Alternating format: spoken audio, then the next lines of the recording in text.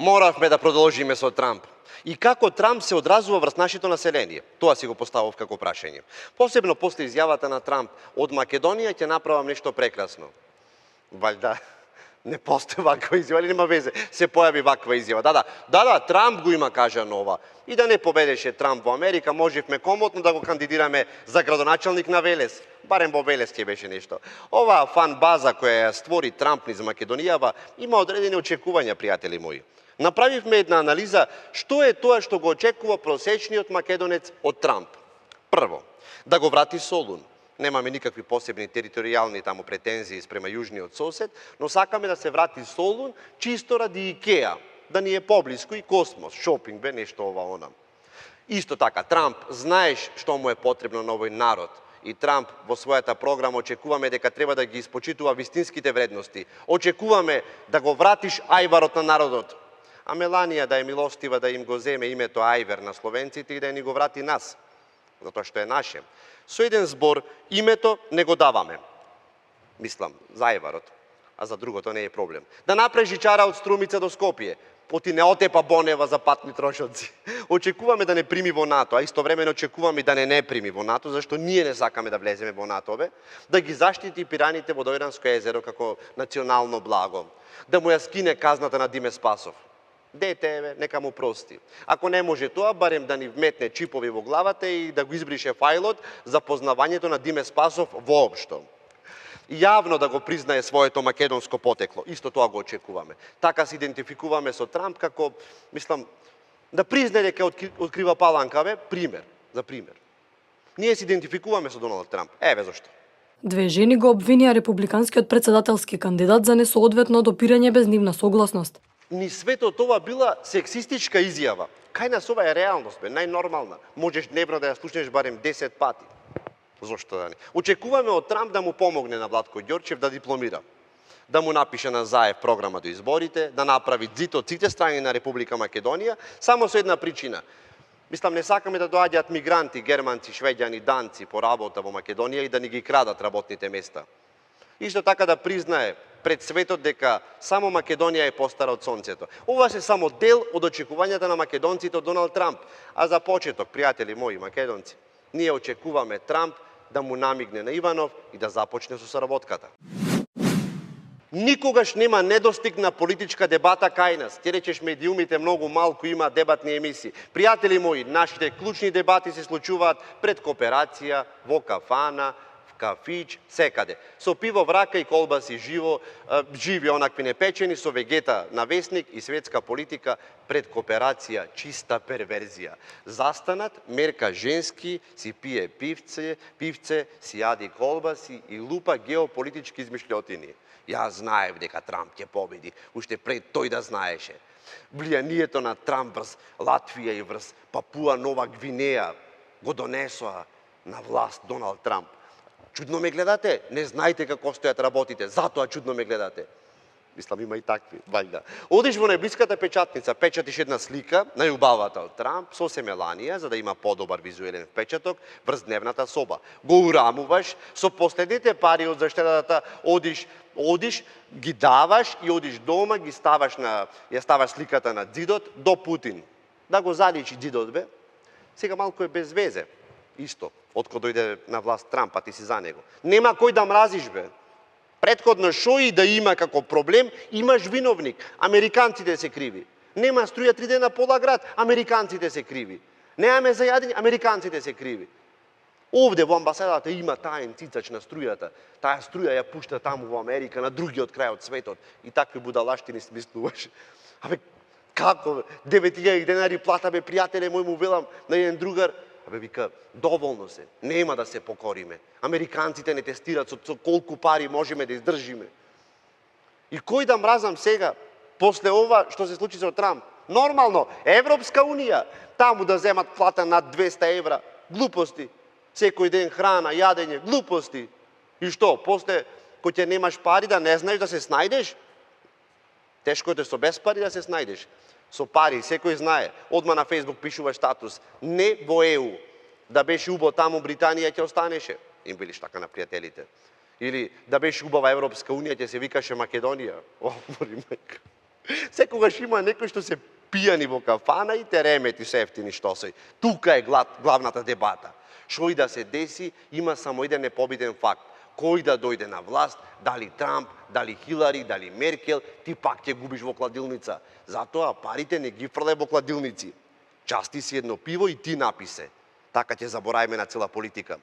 Го части што ти е шармантен, не влегуваш во дебата. Сега ќе има многу помалку конфликти во дебатите помеѓу населението. Седнати в кафана, 3 сати се расправат и не може да се договорат за тоа кој е крив за скршениот ретровизор таму на колата, надвор, па камоли за политичките случувања низ светот.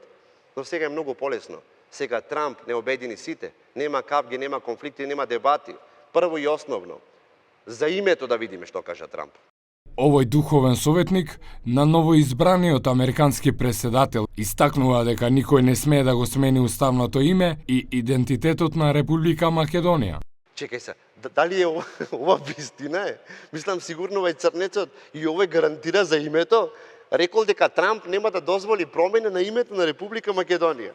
Чекај сега, од сите работи на светот Трамп мислеше на името. Тој само да седне и да ги каже, например, сите држави наглас, ќе му треба 2 дена само да ги реди. Па камоли да се занимава за нашите проблеми.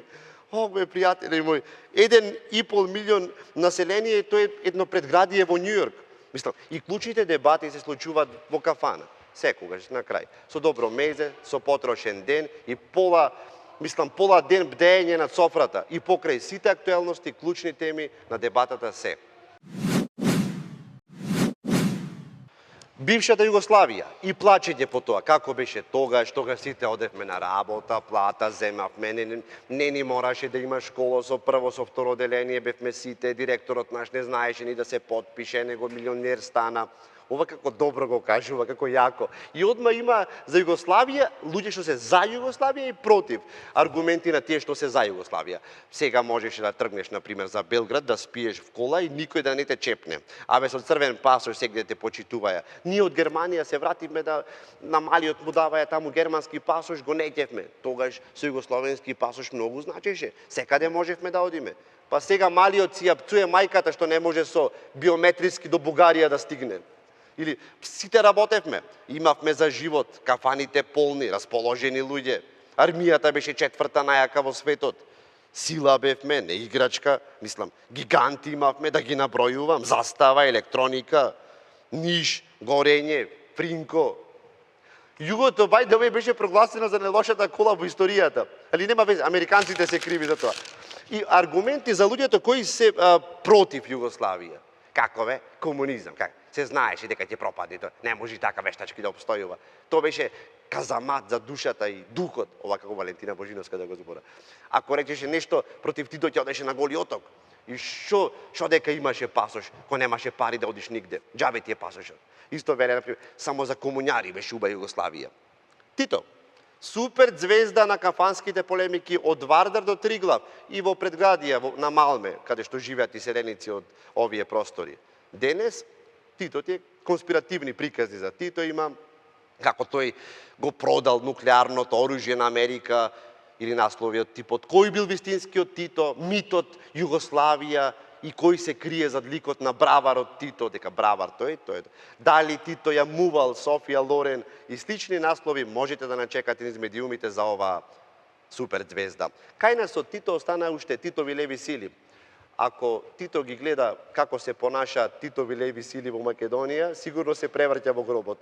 Аргументи на тие што се за Тито. Маршалот, цар беше. Види го. Па, како изгледа? Знаеш кој беше кај кралицата Елизабета што рече оваја? Ако е овој бравар, јас не сум кралица. Или да не беше Тито денес, немаше држава да имаме.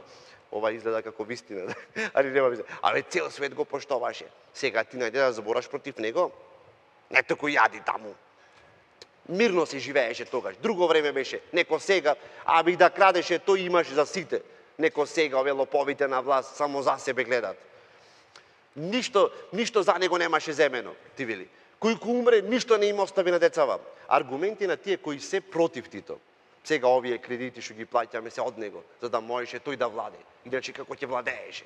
За виц против него одма удба ќе те фатеш и Голи оток. Да пцуеш по жената му, Јованка, а веќе те истепаја Порано се прислушкуваше полџам комшијата, тој веќе прислушкуваше. Слушаш, озбораш и одма полиција, а не сега преку телефон се слуша. Исто така главна тема е распадот на Југославија, како и за сите работи кои ни се случуваат. Мислам, тука главни кривци се американците, германците и Ватикан. Во секоја кафана има барем еден кој има цврсти докази дека Ватикан платил милијарда марки да се распадне Југославија. Ако нема тако во кафаната, тога што не е кафана. Верзии за тоа кој ја распаднал Југославија. Ватикан прво и основно платил милијарда марки да се распадне. А кај се тие милијарда се? Мислам, што се дешава за таа милијарда исто. На американците не им одговараше таму да биде силна Југославија. Германци со тајни служби исто така плаќаа луѓе тука да прават немири, оти не им одговараше силна Југославија. Југославија беше Европска унија пред да биде Европска унија. Европска унија. Ти ако не го спомнеш Бранко, Насофрав, Кафана, нема да се фатија дењето. 6 години како премиер му беа доволни да си ја зацементира позицијата како една од главните теми на сите кафански седенки, слави и мендени. Но како што поминува времето, се помалку жестоки се расправиите кога се разглаба неговиот лик и дело. Крај крајева, од време на време не е лошо да го спомниш. Значи, доволно е само да речеш, например, Бранко е крив и да си во WC, например. И да седнеш сега и да се вклучиш на сред муаве, тука ти разговарат нешто, само да речеш, например, Бранко е крив, бе, Бранко е. Одма се вклучен во дискусија. Аргументи за Бранко. Ова се окорили СДСМ, избркани од работа, уште одат во штабот, ако треба од Динајт те биде за СДСМ и секогаш имат аргументи за Бранко. Го личеше за премиер, бе. Џони Вокер, земено, пурата, цигарата, мангуб, бе. Да не беше тој, немаше да сме во Обединети нации и во Меѓународна шаховска асоциација. Има и луѓе кои имаат аргументи против Бранко. 45 години што градевме, за 5 години се испусти, се испродај, а и толку луѓе останаа без работа, без лепа, бе, тоа е приватизацијата, тој ја донесе. Тој Бранко е крив. Го даде името и знамето. Гробовите на нашите предци ги продаде за марки, за пари. Поќе цигари прошверцува од Филип Морис. Но ти знаеш, Џони Вокер и цигари, мангу беше, човече, мангу беше, се испусти. Груевски и Заев, популарно, но никогаш колку Бранко и Љупчо. Бранко и Љупчо веќе како зречица е. Ама овие Бранко и Љупчо. Топ тема во минатата година. Но не толку топ тема како оние двајца на кои сите други им се смачи да дискутираат и веќе секој муавет се завршува со Заев и со Груевски и веќе на крајот после толку муавети сите велат ај батали политика, дај пушено пиво да пиеме. Да се потсетиме какви дебати водеа Бранко и Љупчо. Дали луѓето кои треба да останат од континуитетот се луѓе на кои им е потребно по шише виски да испијат дневно и после да се трезнат со Бранко Карин? Па ова народот го сака, бе, реално шоу, народот сака Џери Спрингер, а не сега со соопштенија, со изјави. Ова изјави вака, ова вакво собе. Не, бе, ова го сака народот. Исто така јавно изјавувам дека во мојот живот не сум користел услуги на душевни болници, не сум посетувал странски клиники, не сум користел услуги на психијатри, невропсихијатри, на гатачки и бајачки. Тоа е то, навреди. Народот сака гладиаторска борба за да го даде гласот кој ќе седи на тронот, а не сега од нашите политичари шмизли. И сега го тука предпоставувате дека време е за нашите јавувања. Мислам има стотици јавувачи кои никогаш не се вклучиле во програма. Да видиме кој во моментот ќе се вклучи. Еве го звони веќе телефонот. Ало? Ало? Леле, пак истата. Јас сум истата, анонимната. Тетка Нада? Не, тетка Нада, бре, анонимна сум. Од заразно. Добро, да ти кажам, Маријанче, право, седиме тука собрани во заразно сите и слушаме по телевизиите дека здравството не чинело, дека Ама смири се, жено. Била катастрофа болницата, не знам уште шо и многу сум изреволтирана и повредена. И сакам да кажам дека то не е вистина. Ти се соземиш ти... Министеро се труди, пиленце. Абе, добро, што да направи појќе. Ве молам...